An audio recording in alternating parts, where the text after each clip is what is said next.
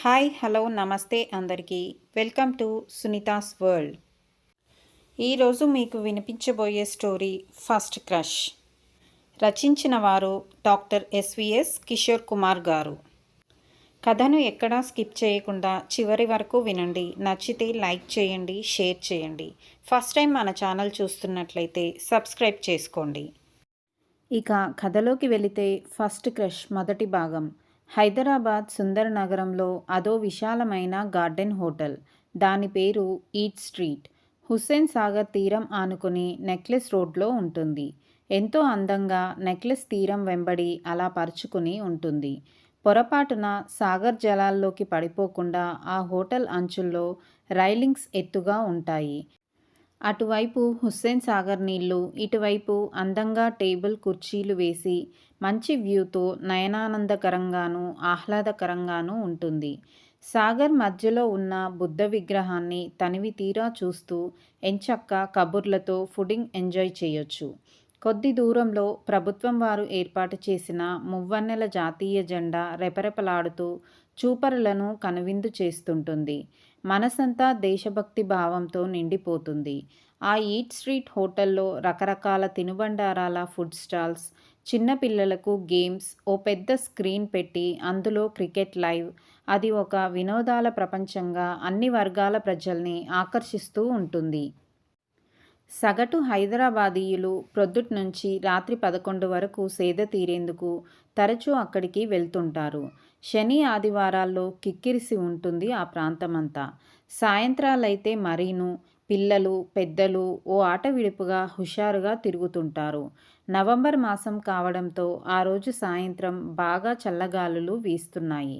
వాతావరణం మహాద్భుతంగా ఉంది. వారం మధ్య రోజు కావడంతో జనం అక్కడక్కడ పల్చగా కూర్చుని సరదాగా కబుర్లు చెప్పుకుంటూ అల్పాహారం తింటూ కూల్ డ్రింక్స్, టీ, కాఫీ సేవిస్తున్నారు. టేబుల్స్ చాలా వరకు ఖాళీగానే ఉన్నాయి, జనం కోసం ఎదురు చూస్తూ. వినీల్ శర్మ బ్రహ్మచారి కావడంతో రోజూ ఆఫీస్ నుంచి వెళుతూ దారిలోనే కాబట్టి ఆ హోటల్లో కాసేపు కూర్చుని లైట్గా టిఫిన్ చేసి టీ తాగుతూ రిలాక్స్ అవుతుంటాడు. అతను పుట్టి పెరిగిన ఊరు భీమవరం అయినా ఉద్యోగరీత్యా హైదరాబాద్లో ఓ పెద్ద సాఫ్ట్వేర్ కంపెనీలో పెద్ద పొజిషన్లో ఉన్నాడు.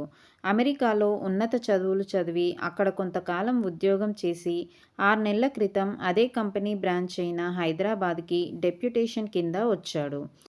సాంప్రదాయపు బ్రాహ్మణ కుటుంబంలో మూడో సంతానం అతను. అన్నయ్య, అక్కయ్యలిద్దరికీ పెళ్ళిళ్ళయి పిల్లలతో ఒకరు బెంగళూరు, ఇంకొకరు ముంబైలో ఉన్నారు. వినీల్ 4 రోజుల క్రితమే 26వ సంవత్సరంలో అడుగుపెట్టాడు. వినీల్ తండ్రి ఇన్సూరెన్స్ కంపెనీలో బ్రాంచ్ మేనేజర్గా చేసి 2 ఏళ్ల క్రితం రిటైర్ అయ్యాడు. ప్రస్తుతం వినీల్కి పెళ్లి చేయడమే ధ్యేయంగా పెట్టుకుని మ్యాట్రిమోనీలో రిజిస్టర్ చేసి సంబంధాలు చూస్తున్నాడు. కాకుంటే ఆయనకు జాతకాల పట్టింపు ఎక్కువ. జాతకాలు కుదరనిదే పెళ్లి చేయనని ముందే చెప్పాడు ఇంట్లో వాళ్ళందరికీ. మరీ అంత చాదస్తం లేదు కానీ పెళ్లికి ముందు జాతకాలు కలిస్తే వరుడు వధువు చక్కగా అరమరికలు లేకుండా పిల్లా పాపలతో కాపురం చేసుకుంటారు అని ఆయన నమ్మకం. ఇప్పటికో డజన్ సంబంధాలు చూశారు. అంటే పెళ్లి చూపుల వరకు వెళ్ళలేదు సుమా. జాతకాలు కుదరలేదు కాబట్టి ఇంకా అంత దూరం రాలేదు. వినీల్ 6 అడుగుల అందగాడు. తెల్లని మేనిఛాయ, ఒత్తైన రింగుల జుత్తు, కోరమీసం, వెరసి ఓ సినీ హీరోలా ఉంటాడు. రోజూ జిమ్కి వెళ్తాడు కాబట్టి అథ్లెటిక్లా కనిపిస్తాడు. మొదటి నుంచి చదువుల్లో ఫస్ట్ అవడంతో అలవోకగా 2 అంకెల ర్యాంకులో ఐఐటి సీటు సంపాదించి అందులోనూ ఫస్ట్ ర్యాంక్ తెచ్చుకున్నాడు. చెన్నై ఐఐటిలో తనకిష్టమైన సాఫ్ట్వేర్ బ్రాంచ్లో డిగ్రీ చేశాడు. అందులోనూ క్యాంపస్ ఫస్ట్ వచ్చాడు. అమెరికాలోని మంచి యూనివర్సిటీలో సాఫ్ట్వేర్లో ఎంఎస్ చేశాడు. కాకుంటే వినీల్కి అమ్మాయిల వైపు నుంచి ఆకర్షణ ఎక్కువ ఉన్నా పూర్తిగా ఇగ్నోర్ చేస్తూ ఎవరినీ నొప్పించక మేనేజ్ చేస్తుంటాడు. ఎందుకంటే పొరపాటున ఎవరితోనైనా ప్రేమలో పడితే ఇంట్లో తండ్రికి జవాబు చెప్పాలి అనుకుని జాగ్రత్తగా ఉంటాడు. తన పెళ్లి బాధ్యత అంతా తండ్రికి వదిలేశాడు. సాఫ్ట్వేర్ కోడింగ్లో ఎక్స్పర్ట్ అవ్వడం, అది అతని ఆరో ప్రాణం అవడంతో అందులోనే ఎక్కువ శాతం కాలం గడుపుతూ ఉంటాడు. కంపెనీ మేనేజ్మెంట్‌కి కూడా వినీల్‌పై బాగా నమ్మకం ఎక్కువ. ఏ ప్రాజెక్ట్ ఇచ్చినా ఎటువంటి పొరపాట్లు లేకుండా అద్భుతంగా చేసి కస్టమర్ చేతిలో పెడతాడు. ఆ సాఫ్ట్‌వేర్ కంపెనీకి ఉన్న చాలామంది కస్టమర్స్‌కి అతనంటే చాలా ఇష్టం. ఆఫీస్‌లో కూడా తన పనేమో తనేమో అన్నట్లు అంటి ముట్టనట్లు ఉంటాడు. పని విషయంలో దిట్ట కాబట్టి ఎటువంటి వారైనా అతనికి ఆకర్షితులవుతుంటారు. అతని దగ్గర కొత్త మెలకువలు నేర్చుకునేందుకు. అతని గురించి తెలిసిన అమ్మాయిలు మాత్రం అబ్బే వీడితో టైం వేస్ట్ అని దూరంగా ఉంటారు. పొరపాటున ఏ అమ్మాయికైనా ఎదురైనా వినీల్ వైపు చూడకుండా తల వంచుకొని వెళ్తుంటారు. ఈ ప్రవరాఖ్యుడితో మనకెందుకులే అని. అది ఒకందుకు మంచికేలే అనుకుంటాడు వినీల్. సాయంత్రం సమయం 6 గంటలే కాబట్టి ఆ హోటల్లో ఆ టైంలో రష్ తక్కువే ఉంటుంది. రాత్రి అయ్యే కొద్దీ యువజంటలు, ఫ్యామిలీస్ గుంపులు గుంపులుగా వచ్చి పిల్లల గేమ్స్, పిచ్చాపాటి, రకరకాల తినుబండారాలు ఎంజాయ్ చేస్తుంటారు. ఆ రోజు కూడా వినీల్ ఆ హోటల్లో కూర్చుని మిర్చి బజ్జీ తింటూ, సాగర్ కెరటాలు చూస్తూ ల్యాప్టాప్ ఓపెన్ చేసి తన ప్రాజెక్ట్ చూస్తున్నాడు. గడువు దగ్గర పడటంతో ఆ ప్రాజెక్టు 2 రోజుల్లో పూర్తి చేయాలి. అందుకోసం రాత్రి చాలాసేపు పనిచేస్తున్నాడు కూడా. ప్రాజెక్ట్ ఆలోచనలతో సతమతమవుతున్న వినీల్ ల్యాప్టాప్లో ట్రింగ్ ట్రింగ్ అన్న శబ్దం విని ఓ బాస్ లైన్లోకి వచ్చాడు అనుకుంటూ వైర్లెస్ ఫోన్ చెవిలో పెట్టుకుని హాయ్ మృణాల్ గుడ్ ఈవినింగ్ అన్నాడు. వాట్సాప్ కాల్లో బాస్తో ప్రాజెక్ట్ గురించి సీరియస్గా ఇద్దరి మధ్య సంభాషణ జరుగుతోంది. ఇంతలో ఓ యువతి వెక్కి వెక్కి ఏడుస్తున్న శబ్దం బిగ్గరగా వినిపిస్తూ బాగా డిస్టర్బ్ చేస్తుంది అతన్ని. బాగా విసుగు కలిగిస్తోంది కూడా. అటూ ఇటూ చూశాడు వినీల్. ఎవరిది ఆ ఏడుపు గొంతు అన్నట్లు. కొంచెం దూరంలో ఓ టేబుల్ దగ్గర ఓ యువతి ఏడుపు రాగం తీస్తోంది. ఆ అమ్మాయి ఏడుపు రాగానికి వినీల్ బాగా డిస్టర్బ్ అవుతున్నాడు. అందులో ఆ ఏడుపు మామూలుగా లేదు. సినిమాటిక్గా తెచ్చిపెట్టుకున్నట్లుగా ఉంది. వినీల్ పక్కన ఏదో డిస్టర్బెన్స్ ఉన్నట్లుంది అని గమనించిన Mrinal are you okay Vineel any problem నేను మరలా ఫోన్ చేసేదా అని అడిగాడు. అబ్బెబ్బే అదేం లేదు అని సర్ది చెప్పాడు. వినీల్ అతని ప్రశ్నలకు సమాధానమిస్తూ ప్రాజెక్ట్ కంప్లీషన్ ఎంతవరకు వచ్చింది? 2 రోజులే టైం ఉంది. పూర్తవుతుంది కదా అని సందేహంగా అడిగాడు బాస్. తప్పకుండా అవుతుంది మృణాల్ అంటూ కాన్ఫిడెంట్గా చెప్పాడు వినీల్. టెస్టింగ్ రేపటితో కంప్లీట్ అవుతుంది. రేపు సాయంత్రానికల్లా సబ్మిట్ చేస్తాను అన్నాడు. బాస్కు బాగా తెలుసు వినీల్ గడువుకు ముందే అన్నీ రెడీ చేసి ఉంచుతాడు. ఆ యువతి ఏడుపు రాగం ఎక్కువ అవుతూ ఉంటే ఇక భరించలేక వినీల్ గట్టిగా ఆ యువతితో హలో మేడం ఇక్కడ ఆన్లైన్ మీటింగ్ జరుగుతుంది. ఏమండి ప్లీజ్ కాస్త మీ ఏడుపు శబ్దం తగ్గించండి.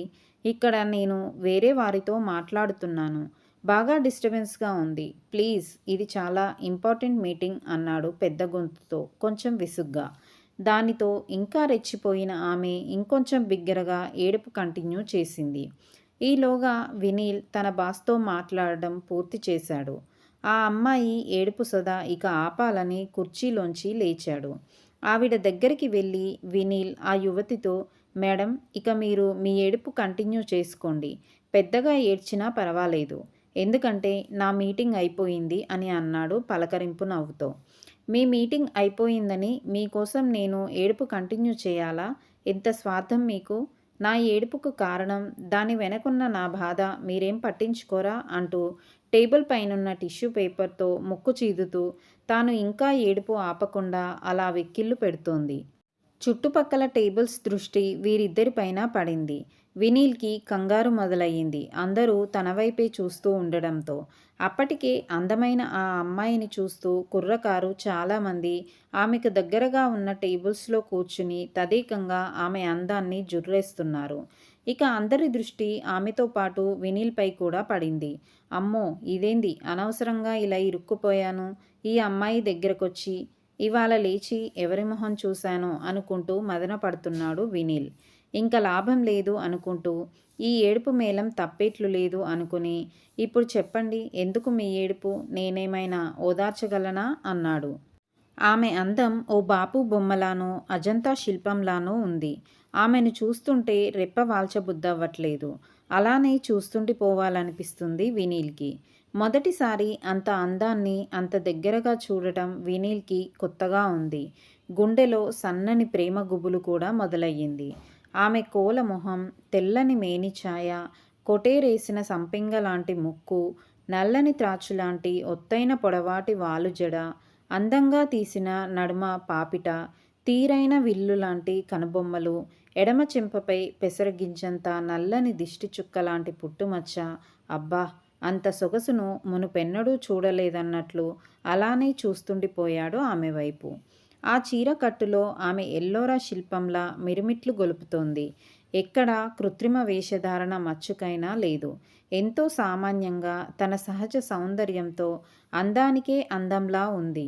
ఆ పెదాలకు లిప్స్టిక్ లేదు. గులాబీ రేకులు విచ్చుకున్నట్లు అతి సున్నితంగా మృదువుగా ఉన్నాయి.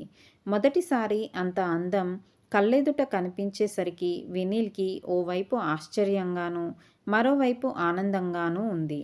తనను తదేకంగా చూడడం చూసి ఇక చూసింది చాలు, కూర్చోండి, నా సమస్య చెబుతాను మీతోటి అని వినీల్ వైపు కొంటెగా చూస్తూ మృదువుగా అంది. ఆమె మాటలకు కొంచెం కంగు తిని చెప్పండి చెప్పండి అన్నాడు కంగారుగా. ఇంతలో ఆమె ఫోన్ మోగింది. అవతల నుంచి ఆమె స్నేహితురాలు మాట్లాడుతుంది. ఆ మాటలకు ఇటు నుంచి ఈవిడ బిగ్గరగా ఏడుపు. ఒకవైపు మాట్లాడుతూనే వినీల్ వైపు చూస్తూ టిష్యూ చేతికి అందివ్వమని చెయ్యి చాచింది. ఆమె చేతిలో టిష్యూ పేపర్ పెట్టాడు వినీల్. అంతేలేవే, అందరూ నన్నొదిలేయండి.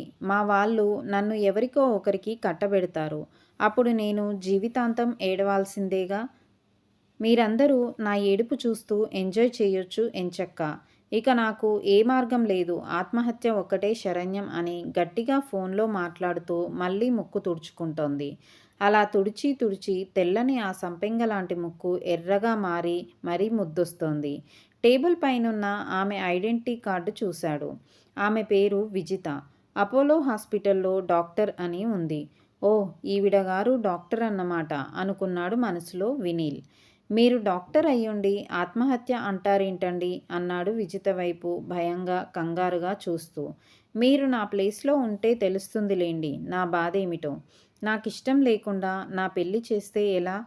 చెప్తే ఇంట్లో అస్సలు వినిపించుకోవట్లేదు అంది నిష్ఠూరంగా. ధైర్యంగా మీ వాళ్లకు మీ మనసులో మాట చెప్పండి, భయం ఎందుకు అన్నాడు ఇంకో టిష్యూ ఆమె చేతికి అందిస్తూ. ఇక చాలు, ఇంకా ముక్కు చీదమంటారా మీకోసం అంది ఇంకేం పనిలేదా అన్నట్లు. వద్దులేండి అన్నాడు. ఆవిడ చేతిలో టిష్యూలు తన చేతిలో పెడితే వెళ్ళి డస్ట్బిన్లో వాటన్నిటినీ వేసొచ్చాడు. ధన్యవాదాలు. మరొక వీడియోలో పార్ట్ 2తో మళ్ళీ కలుద్దాం.